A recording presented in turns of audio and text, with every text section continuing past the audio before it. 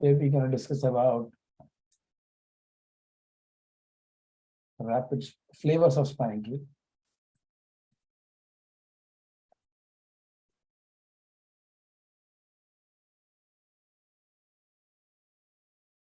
Uh,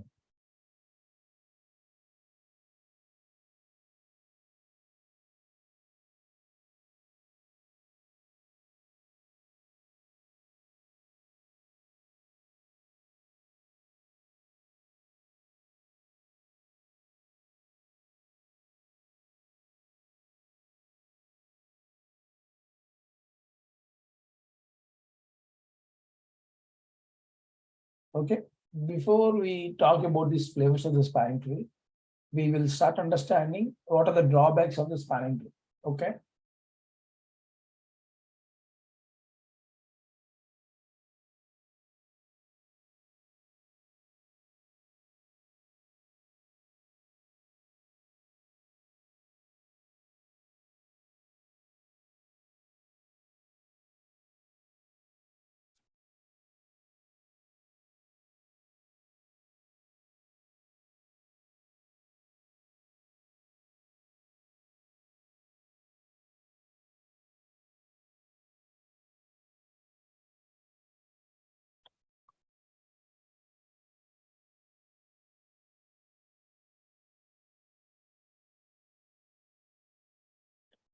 So as we talked about, switches will exchange BPDUs across all of them, right? Which is the switches exchange the BPDUs and they like the root bridge. For example,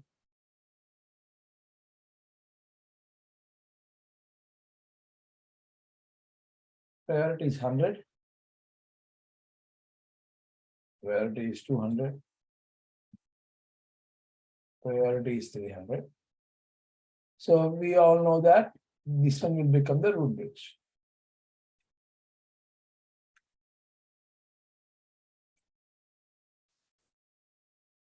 And we also know that the port states, right? But to elect this root bridge, there are certain states. Listening state, learning state,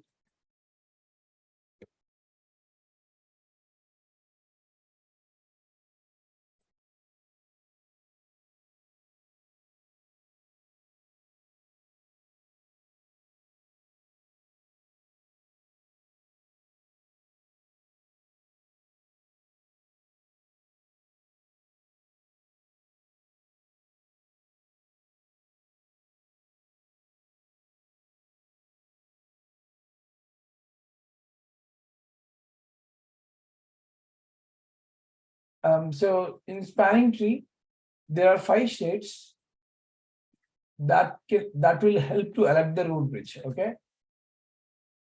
So, well, we can put this state, we alter this order. So blocking state.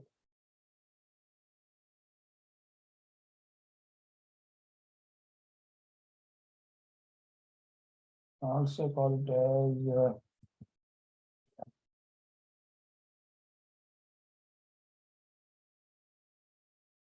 so as you guys see, for the spanning tree to work to elect the root bridge, there are 5 states. One is discarding or disable state. The other 4 are blocking, listening, learning, and forwarding states. Okay, so in the first state is blocking state. So initially, before they exchange the BPDUs, before the switches exchange the BPDUs between the devices or between the switches, before they send the BPDU, the switch port will enter the block state.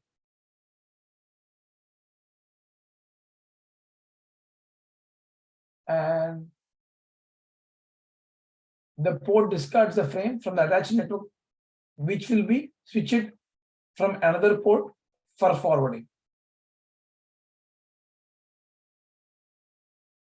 And coming to the listening state will be the first transition state, which will be after the blocking state. Okay, so consider in the blocking state, everything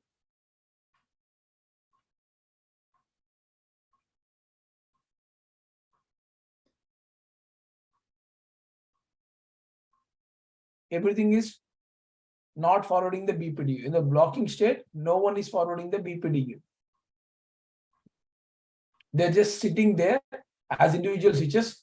They did not start the process yet. That is the blocking state. In listening state, they will start sending the BPDUs and they will start listening for the BPDU. Okay, I'm ready. Switch C. Can you send me your BPDU? So listening state is where all the parties will start sending their BPDUs to the others. Okay. So in the learning state, they will receive the BPDU from the neighbor.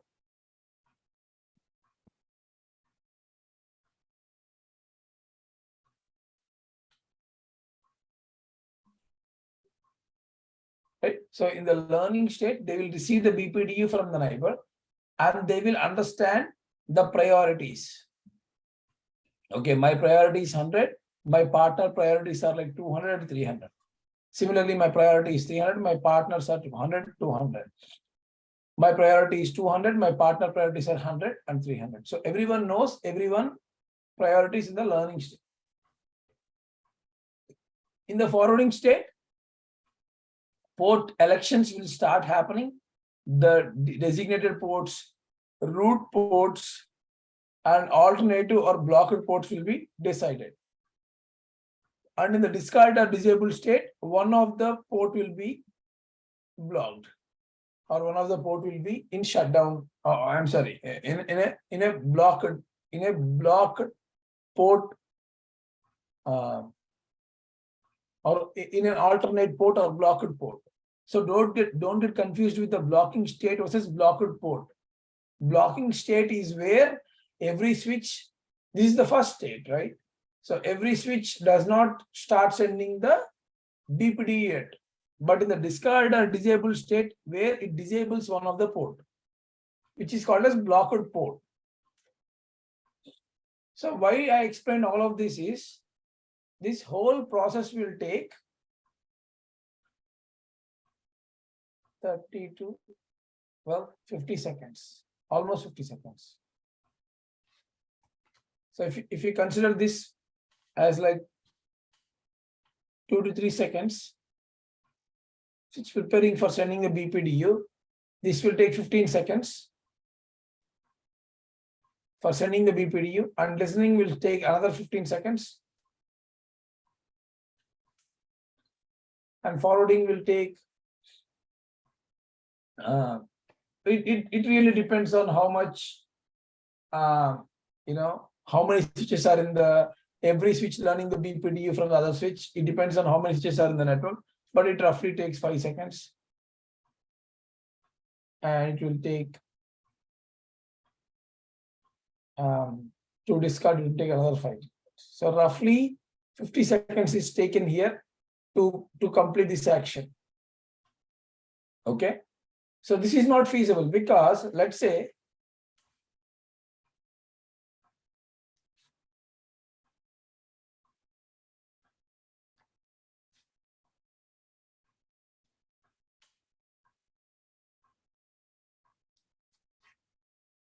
this switch is there. This is our root, right?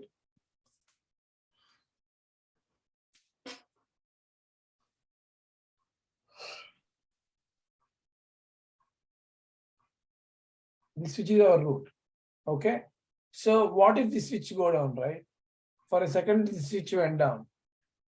Then the traffic should, then the root bit should be this switch and the traffic will be allowed over this one, right? What if the switch came back again up? Then the route bridge have to be switched to the switch A. So it took 50 seconds to transition from this switch to this switch and allow the traffic out. And when it comes back, it takes another 50 seconds to move into switch A. So this 50 seconds time is not a feasible time because, for example,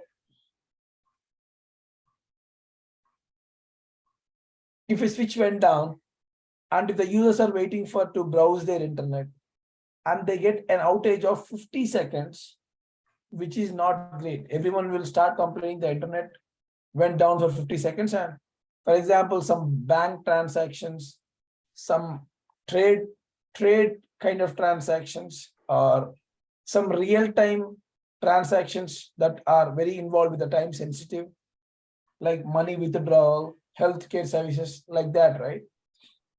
If a switch go down, if the spanning tree takes 50 seconds to recover that, then we are causing a big outage. Then what is the point of having a redundancy, right? Having two switches to send out. Then what is the point of that when we are not able to reduce that? Right?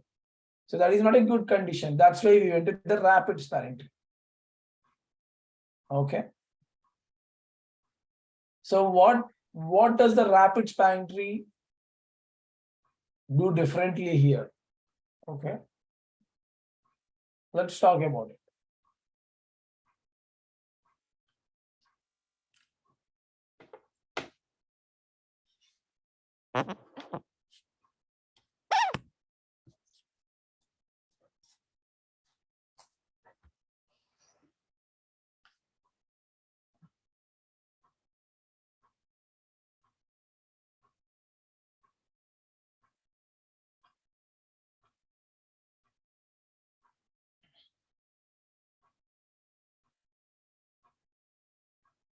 Switch A, switch B, and switch C. Right?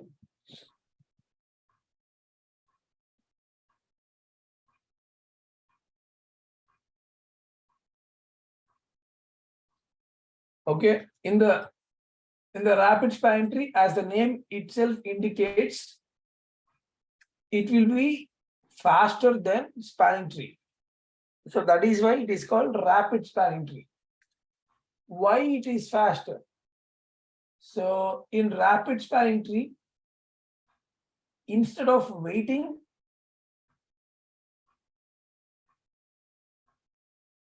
50 seconds to alert the root bridge, they will be moved to 3 states. So these 5 states will be dropped down to 3 states.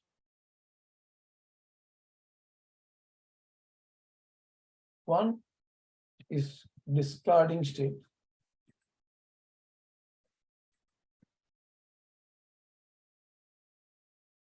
Two is learning. Three is follow.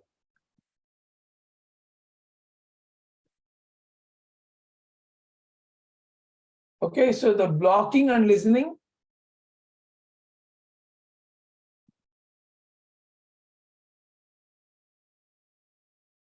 they both will be mapped to discarded state.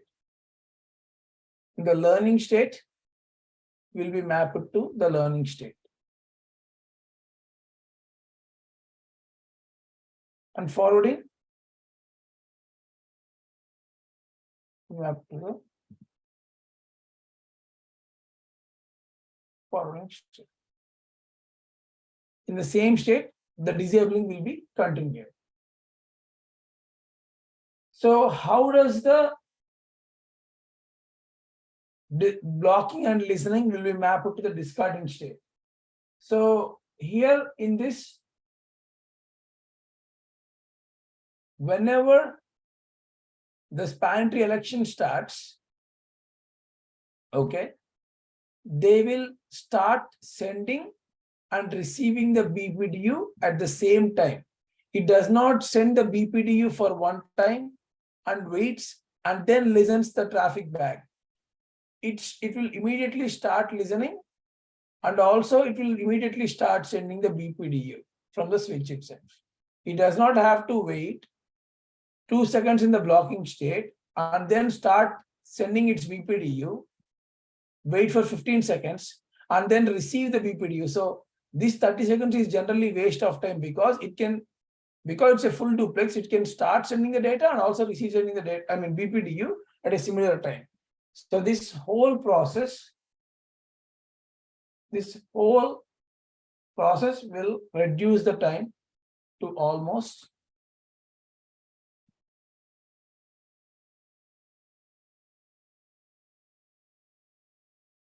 15 seconds. So in 15 seconds of time frame,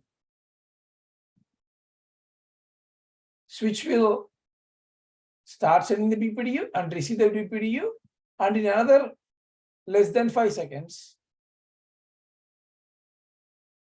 either it will allow the port, it will add the root designated port, root port, and it will block the port. So we reduce the 50 seconds time frame to 20 seconds time frame. And this is only possible because we smartly reduce the timers on the states of the spanning tree by making them not to wait while sending and receiving the BPDU data. So that is how the rapid spanning tree will be able to reduce the amount of time that will be used for the convergence. What is convergence? Convergence means that whenever we had a network outage, how much time the network took to come back into the action. That is called convergence. So for example, if a network went down at 8:26 Eastern, and if the network came back at 8:36 Eastern, so it took 10 minutes of time to get the network back working. So that time period is called convergence timing. So similarly, by using rapid spanning tree, we were able to reduce the convergence time of the network. Instead of waiting for 50 seconds, we are able to reduce that to less than 20 seconds. So that is about the rapid spanning. Any questions there, guys? Sir, can you please repeat definition of conversion? The amount of time the network take to come back into the working condition. If a network go down and if a network came back up, how much time network took to get back into working condition? That is called the convergence time. Thank you, sir.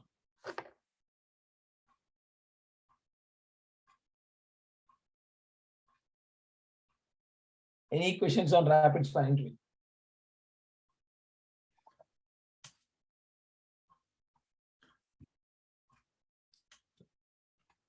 Sir, how do you set up all these spanning trees? Is it physical, or we just have to use the commands and we have to set it up? Well, spanning tree is like a protocol, right? It is all commands. When we turn on the spanning tree, we will let the switch know to send the BPDU, right? So it is all a structured protocol that can be done using the configuration of the commands. Yes, it is not a physical condition that is not equipment. It is a protocol. Okay, thank you. I do have a small doubt. Go ahead. What is the best way to visualize a spanning tree? I mean, what would be appropriate? What is the best way to visualize the spanning tree? Yeah.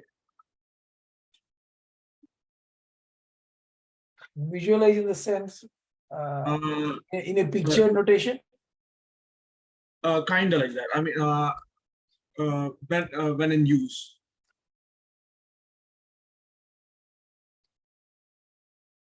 like we do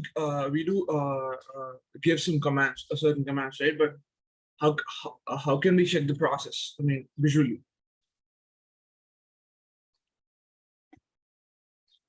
Okay, so you can take switches in the lab, and which, when I mean lab, packet tracer lab, when you connect them in a lab topology like this that I'm showing in the screen, and inside the packet tracer, when you click on simulate, you will start seeing switches sending the messages between them, and they will put one of the port in the blocking state. And when you do some commands, you will see the ports. Some of the ports will be sending the data, and some of the ports will be in the blocking state. That is how you can test your spanning tree. That way you can see the packet exchange between the devices, and you will see one of the port will be in the blocking state. That is the closest you can get to the spanning tree to see how it is, how would they talk between them. That makes sense. Yeah. Thank you.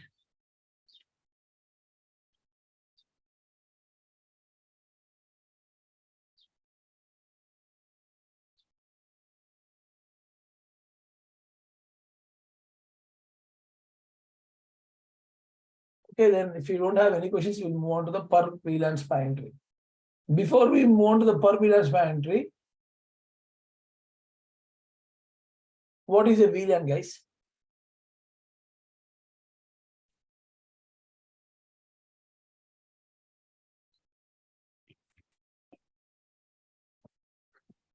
What is a VLAN?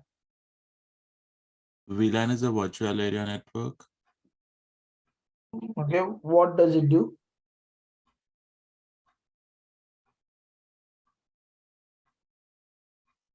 It transfers data from one point to another point. No. It segregates a LAN network, sir. Like if you have a whole office setup, if you want different departments in that, you can segregate the departments using the VLAN. That's the functioning of VLAN in a simple words. That is correct. So when we have a big network and we wanted to separate them into small networks in the layer 2, we will use VLAN. The correct definition is separating a broadcast domain into multiple smaller broadcast domains is called a VLAN. Okay, so guys, it is very important to understand the VLAN. If you have any questions on the VLAN, please let me know. Okay. Okay, now let's move on to the per VLAN spanning tree then. So because now you understand the concept of VLAN, so we will use the concept of VLAN in the spanning tree. Let's do that.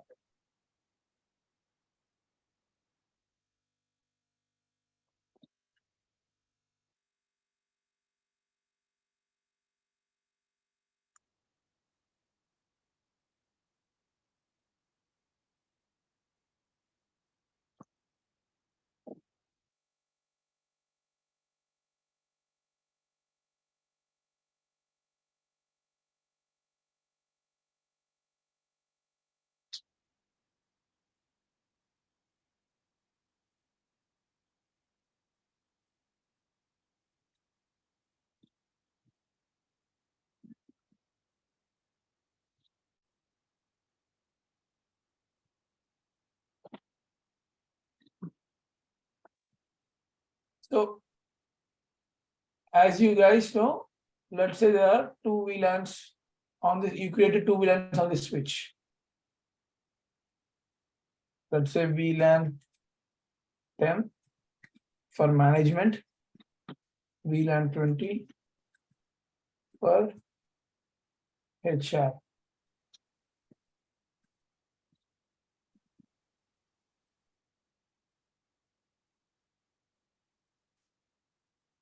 So in a traditional spanning tree, they all exchange the BPDUs on both directions, right?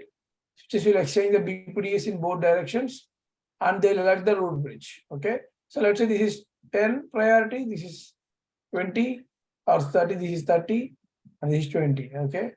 So now the port should be here on the blocking state and remaining ports, but we are always blocking this port.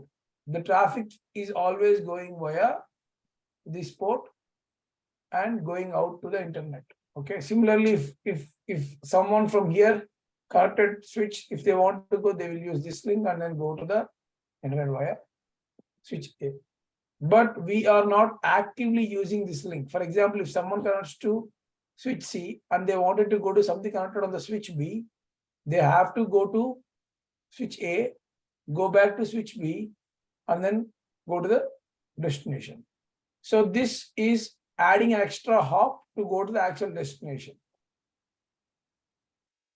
To avoid that, we can adjust the priorities at the VLAN level, not at the switch level. For example,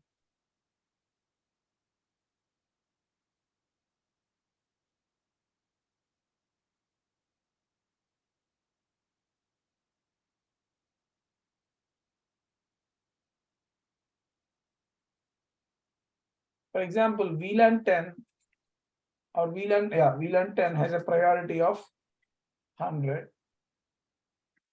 VLAN 10, 20 has priority of 100. Okay, on switch A.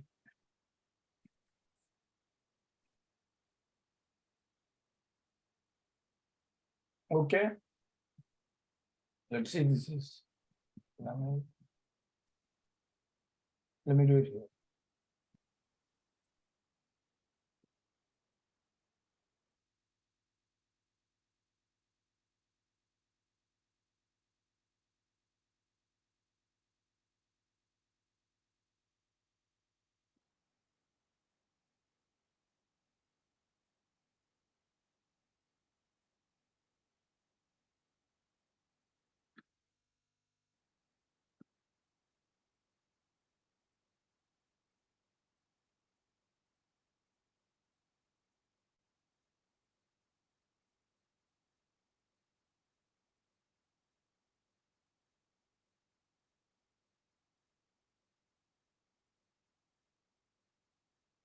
Okay, for VLAN 10,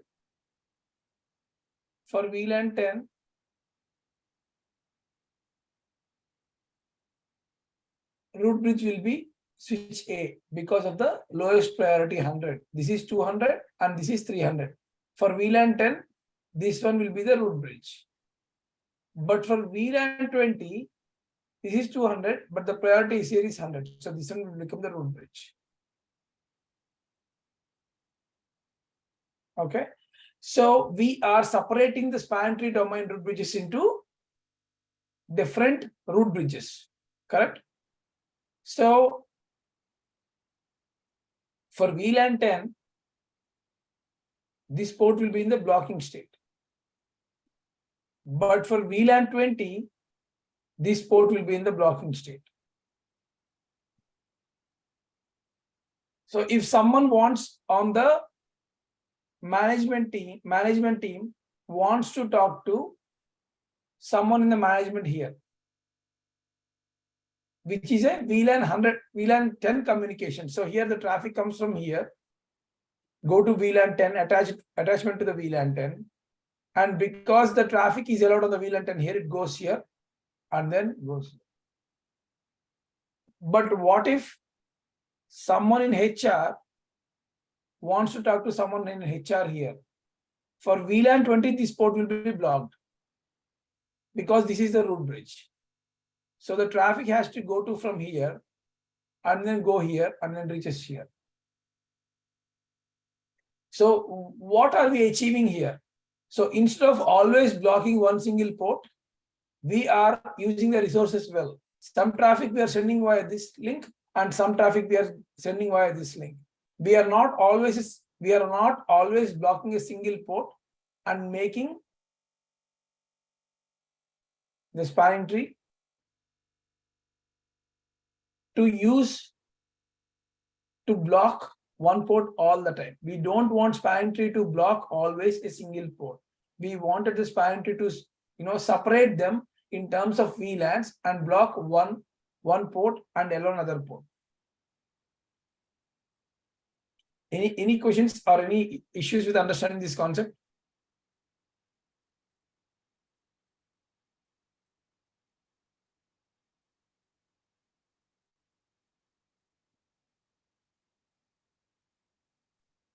Sir, I did not understand at all.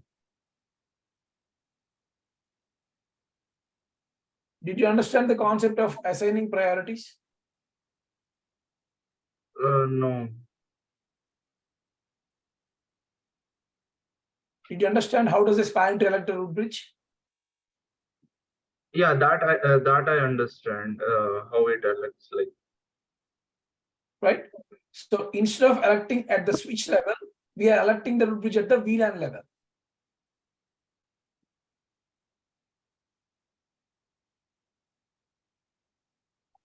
Is that making sense? Yes, sir.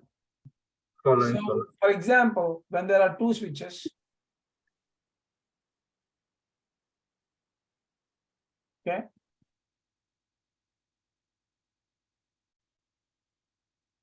switch A and switch B.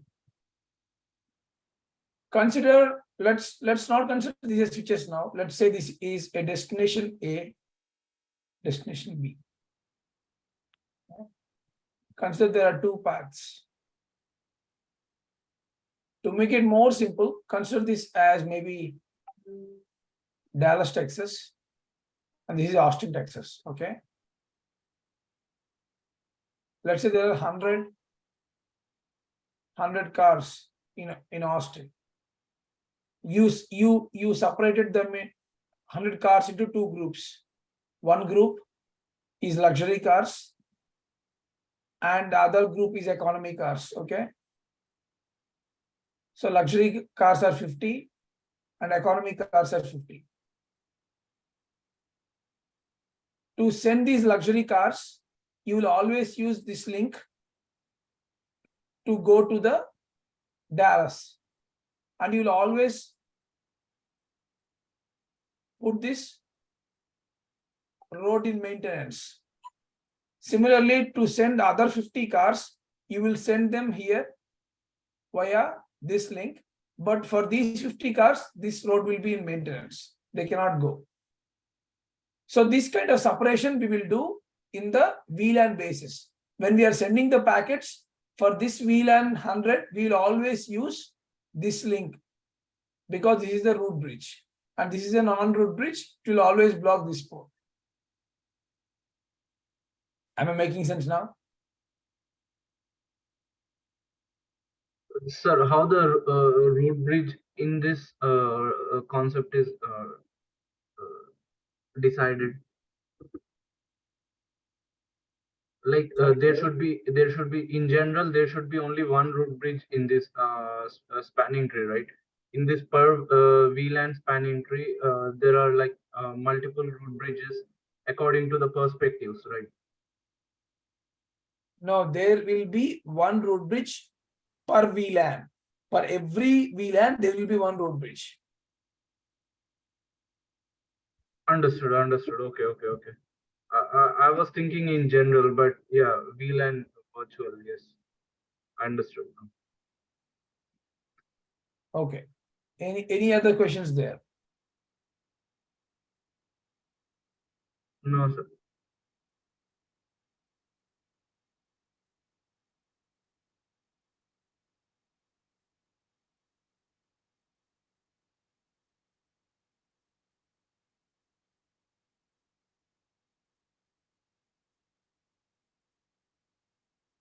Okay, let's talk about the multi-spanning tree.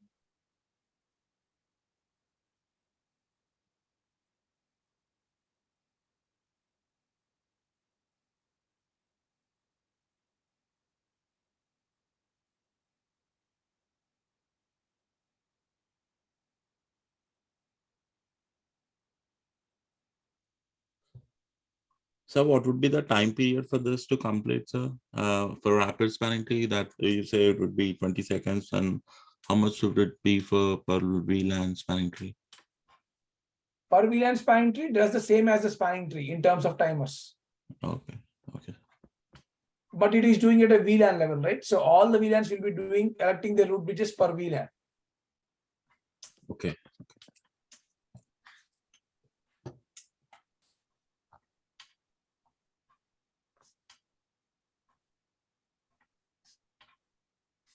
Okay, so now we have, let's say there are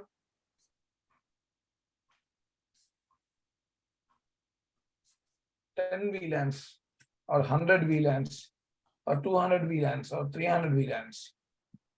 So every VLAN in 100 VLANs or 200 VLANs or 300 VLANs, if you have like 500 VLANs, every VLAN should elect a root bridge. For example, VLAN 1, this one will be the root bridge. For VLAN 2, this can be the root bridge. For VLAN 3, this can be the root bridge. For VLAN 4, this can be. For VLAN 5, this can be. For VLAN 6, this can be. So there are like 500 root bridges between the devices. This is not a feasible condition because the switch process memory or switch resources will be allocated more, and there is an issue at the switch level because every VLAN has to select the root bridge. So every VLAN will send the BPDU, and every VLAN will receive the BPDU, and this is an extra overhead to the switch, which is not a considerable favorable condition for the network. To avoid that, we are grouping the VLANs. For example, you will group, if you have like 500 VLANs, you will make them into 5 groups of VLANs. Group 1, Group 2, Group 3, Group 4, and Group 5. And you will assign the priority at a group level. For example, Group 1, you will assign the root bridge as this with the lowest priority. For Group 2, you will assign the priority as this one as the lowest priority. So you are making a 500 VLANs into 5 groups, and for each group you are setting up the priority. For example, for first 100 VLANs, this one will become the root bridge. So this port will be in the forwarding state. This port will be in the blocking state, right? So these ports will always forward the data. These ports will always forward the data, but this one will be in the blocking state.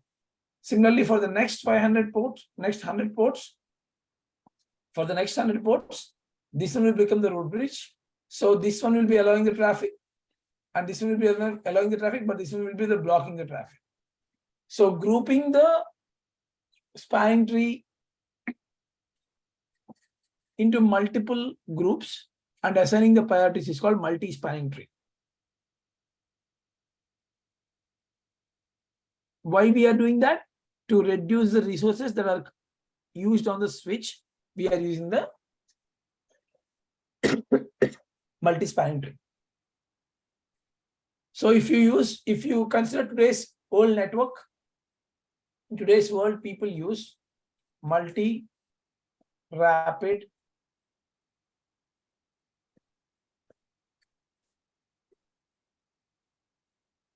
spanning tree. In most of the companies, you will see using multi-rapid spanning tree. So what this do? So they will group the VLANs into multiple groups, and they will assign the root bridges at also at the speed of rapid spanning tree.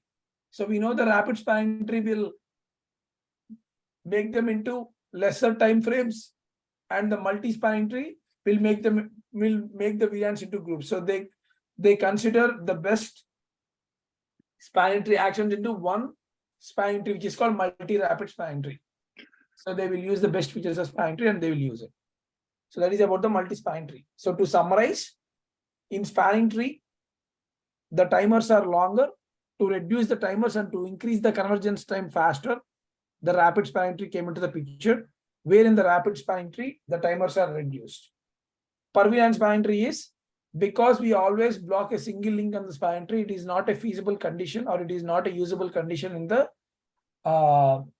spanning tree. So we wanted to share the load between the links. So that's why the per VLAN spanning tree came into the picture, where we send the traffic of VLAN on one link while we block the other. Similarly, when the next VLAN comes, the situation will be reversed. We'll send the traffic on one link and we'll not send the traffic on the other link, right? So that is the per VLAN spanning tree. But this is also a not good condition when you have like hundreds of thousands of VLANs, because for every VLAN you have to the switch has to calculate a root bridge and every VLAN has to elect the path, which is not good, which is not great. So what we did is when we have like big number of VLANs, we'll separate them into groups, and for every group, we'll elect a root bridge.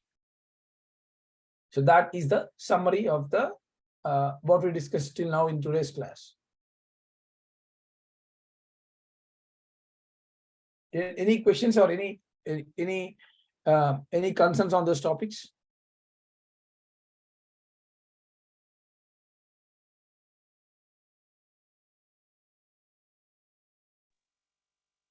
Hi, sir. Sir, could you tell a little bit about rapid spanning tree real quick, please? I'll give that to anyone else. Can anyone answer that question, please?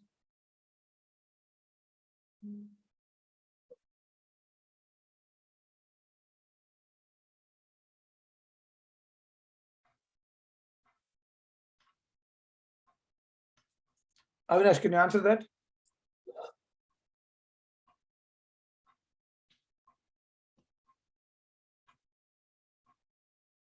Can you repeat the question one more time?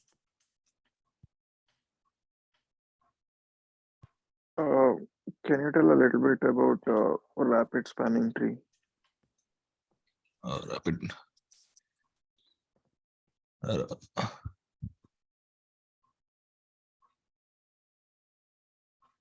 Rapid spanning tree.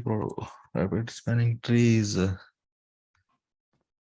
we have to put switches on the network, like which determine the route data of the network. No, that is not right. Danasai, can you try?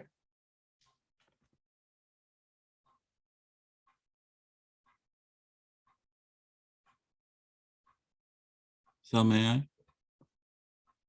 Yes, go ahead. Yeah, usually there are 5 stages to allot a root bridge. They are blocking state, listening state, learning state, and forwarding state and visible state. These are the 5 states that are used to allot a root bridge. For this to happen, it might take 50 seconds to complete this process. It's a lot of redundancy time in there. So to avoid the redundancy, we use rapid spanning tree. Whereas in rapid spanning tree, these 5 stages are reduced into 3 stages, which is discarding state, learning state, and forwarding state. So here, what happens is the time is reduced to 20 seconds. It's same as a spanning tree, but the time is reduced to 20 seconds. That's a rapid spanning tree. Great, thank you. So in rapid spanning tree, we are doing less amount of time in electing a root bridge or in electing a discarded or blocked port, right? So the rapid spanning tree will make things quicker for us by exchanging the BPDUs on the go when we connect the links, and also it does not wait for listening state 15 seconds and learning state 15 seconds. It will do simultaneously both in 15 seconds. So traditional spanning tree will take almost 50 seconds to complete this process, but this rapid spanning tree will take only 20 seconds. So that is the advantage of the rapid spanning tree. Got it, sir. Thank you. Okay. Any other questions?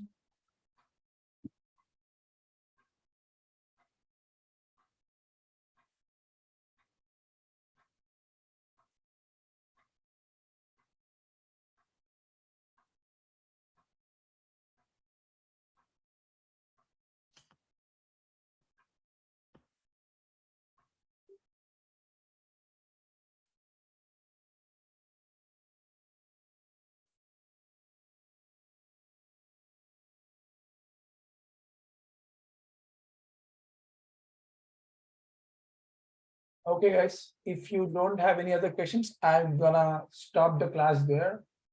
Let me stop share.